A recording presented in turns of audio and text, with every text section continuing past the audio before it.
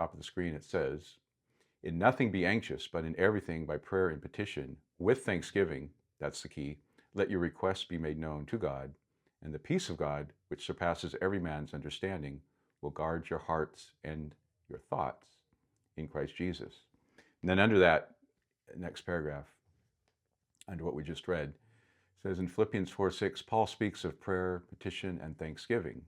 Prayer is general and includes the essence of worship and fellowship. Petition is special and is related to a particular need, or to particular needs, I should say. So we all have needs, right? And we all have the need to be happy and fulfilled, and there's a lot of anxiety and depression I know that happens, especially during this time of year, during the holidays. Some people, they're grieving what they've lost. But here's a better way to look at things. Instead of thinking about what you don't have, and it's definitely something you need to maybe grieve and deal with. But look at what you do have. Be thankful for what you do have.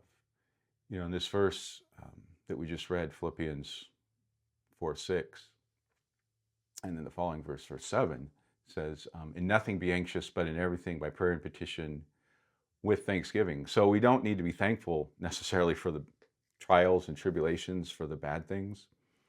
But if we can be thankful to God in those situations, because He is ultimately our peace and our joy and our strength, that's our greatest need, right?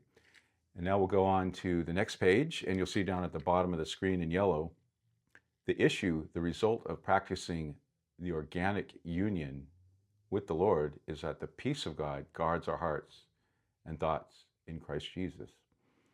Okay, so the peace of God is actually God as peace infused into us through our fellowship with Him by prayer.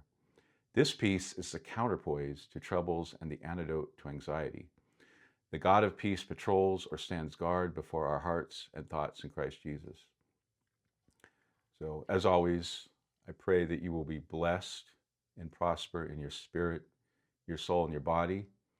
And you'll take the Lord as your enjoyment today. No matter what your situation, you'll thank Him in every situation that what He's doing is He's transforming you, the way you think. There's something happening inside of you, hopefully after just listening to these verses. And the Lord will bless you richly. And for now, that's it. Take care.